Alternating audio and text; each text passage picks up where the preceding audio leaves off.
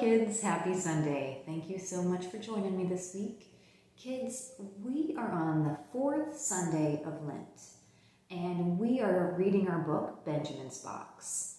So we are going to continue on, and if you remember, last week I had started a box for myself to keep track of the story, and I hope that you've done this as well. But let's recap what we already know. So Benjamin lived a very long time ago, and Benjamin lived during the time that Jesus lived. So about 2,000 years ago. And Benjamin received a special box from his grandfather, and this was his treasure box. Now, so far, Benjamin has hay from the manger where Jesus slept as an infant, because Jesus was born in a stable. Benjamin has collected a little tuft of hair from a donkey, and this is the donkey that Jesus rode into Jerusalem on. And he has a coin, and this was given to him from Judas. And he also has a broken cup, and this cup is from a supper that Jesus had with his disciples. And as we talked about it last week, this was the Last Supper. This was the very first communion. So let's see what Benjamin collects this week. Praying hands. Later, Jesus and his friends left to pray. Benjamin wanted to pray too. He followed at a distance, watching as they finally stopped in a garden. Benjamin sat beneath an olive tree and broke off a twig. He couldn't hear Jesus, but he knew he was praying. So Benjamin prayed too. And as he prayed, he rubbed the twig between his hands. Before long, his eyelids grew heavy and he fell asleep. Loud yelling startled Benjamin. He leaped up in time to see soldiers taking Jesus away. "Stop," he cried. "You can't take him. He hasn't done anything." "Shh, boy," said one of Jesus' friends, holding Benjamin back. "What's wrong?" demanded Benjamin. "Why are they taking him?" "They want to question him." Benjamin pulled away. "But why didn't you stop them?" The man just shook his head and walked away. All Jesus' friends were gone now. Benjamin saw the smooth twig in his hand, and he prayed, "Dear God, please take care of my friend, Jesus." At home, he placed the twig in his box. The leather strip. "Benjamin, did you hear the news?" asked Eli the next morning. And Eli is Benjamin's friend. They've locked Jesus up. Everyone says that Judas got a bunch of money to betray him. Benjamin gasped. He had told Judas about the bribe. Maybe this was his fault? He said goodbye to Eli and wandered through the city. What could he do? Was there any way to help? Sounds of shouting made him stop, and he turned to see an angry crowd.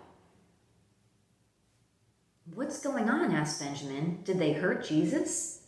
"What do you know about this Jesus?" demanded a man. They all turned and stared at Benjamin with angry eyes. No, nothing. Nothing," he stammered. His gaze dropped to the ground where he noticed a small strip of leather. He picked it up. It was from a whip used by a soldier. He tucked it in his tunic and he slipped away. Why would anyone hurt Jesus? Now, kids, last week, Benjamin had tried to warn Jesus that he was going to be betrayed. And he had approached one of Jesus' disciples, and that disciple said that he would take care of it. He would warn Jesus.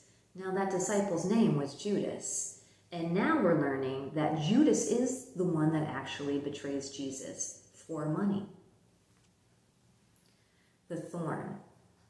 Benjamin continued to walk. If only he could make them release Jesus. But what could a small boy do? He heard loud cries as another crowd gathered at the end of the street. "Hail, the King of the Jews!" yelled a soldier as Benjamin pushed his way past men and women. And there stood Jesus.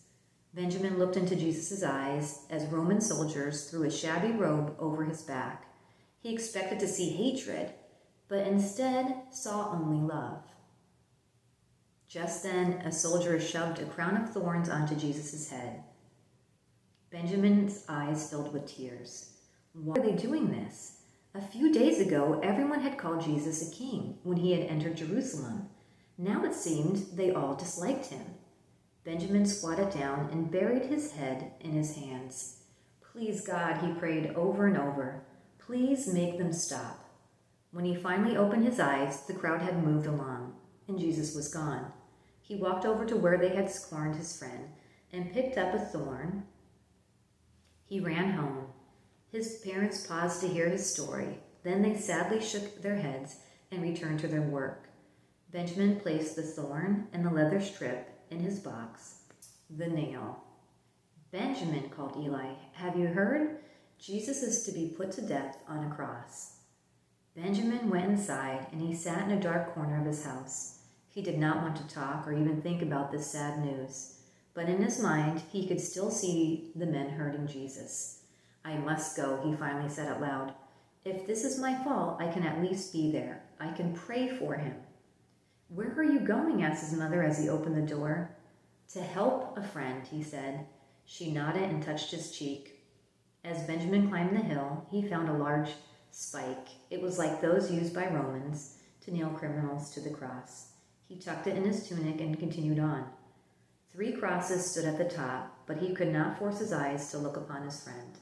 He noticed a small group of people apart from the larger crowd. He knew they were Jesus' dearest friends. He sat near them and bowed to pray.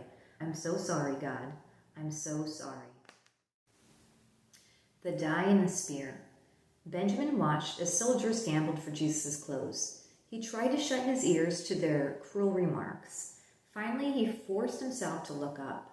Benjamin looked into Jesus' eyes and saw sadness, but he also saw love. And like before, Jesus looked right at Benjamin. Surely this was his way of saying all would be well. Perhaps he would even do a miracle. But instead the sky turned dark and Jesus cried out, Father, into your hands I commit my spirit. The ground shook and Jesus breathed his last breath. Benjamin was stunned because Jesus was gone. As if in a dream, Benjamin heard the people move about. Soon they were gone and he was alone. He picked up a stone that the soldiers had gambled with and looked up at the dark sky. Why had God allowed it? Later that night, he opened his treasure box and placed the nail and the gambling stone inside. He looked at his collection. It had seemed so valuable when he believed Jesus was the king, but now the strange items only filled him with unbearable sadness. Now, kids, we are going to stop here this week. And I know it's a sad place to stop, but I want you to remember that this is not it for Jesus. This is not the end. Because if it was, we wouldn't be celebrating Easter. So you make sure that you tune in next week and we will finish with our story. We will find out what else Benjamin sees and hears and collects for his treasure box. But for this week, if you have a treasure box that you started, these are some of the items that Benjamin collected. He collected a twig, and that was when he saw Jesus praying in the garden. He collected a leather strip. He collected a thorn, a nail, and a die, which he called a gambling stone from one of the soldiers. Okay, my friends, last week I mentioned to you that we were going to do a craft and we were going to make prayer catchers. So let's get started on that. So what you're going to need, the basic supplies are a paper plate, tape, yarn, some construction paper, and markers. And if you happen to have beads, great. If you don't worry about it. So our first step is we are going to take a paper plate. Now Miss Jen happens to have this fancy paper plate because that's what I had, but you could use a white paper plate. And what you can do is decorate the outside of it. So make it look good. You could add stickers to it, you could color it, you could add designs, whatever you think looks nice, that's what you want to do. Our next step is we are going to cut out the center of the paper plate. So that just leaves you the outer ring of the plate, like this. And then we're going to punch holes all around the outside of the plate. I have about 10 holes punched in mine.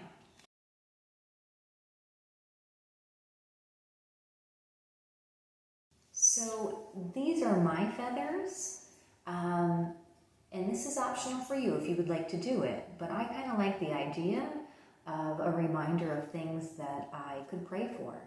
And maybe on your hearts or your feathers, whatever you decide to make, you could write things like, God, thank you for today. God, thank you for Jesus.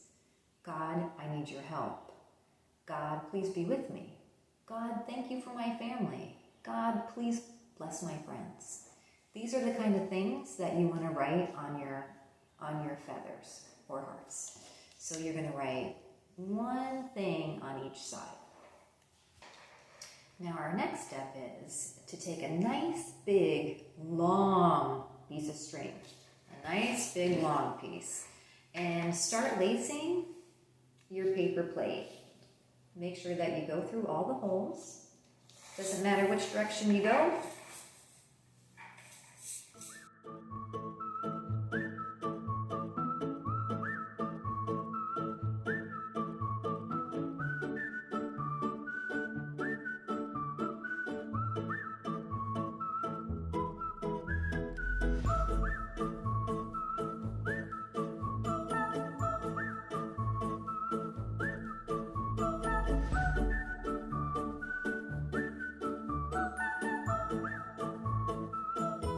So my next step is that I'm going to add my feathers or hearts, if that's what you made. You're going to tie them onto the bottom of these strings. Now this is also the part that if you had maybe beads, you could add them to your string as an extra, if you happen to have them. All right, so this is my completed prayer catcher. Now I had some extra yarn, so I added it to the top. So I can hang it from the ceiling or I can hang it from the wall. And kids, like I always tell you, if you do this craft, please share. I would love to hear from you. So we are going to close with our prayer now. I am going to add another rock to our Lent garden. We are on the 4th Sunday, so you'll notice that I now have 4 rocks. So let's put our hands together and bow our heads. Dear God, we thank you for the gifts you have given us, especially your Son. As we journey together toward Easter, we know that you are with us in all we do. Amen. Okay, my friends, you be kind and awesome, and I will see you next time.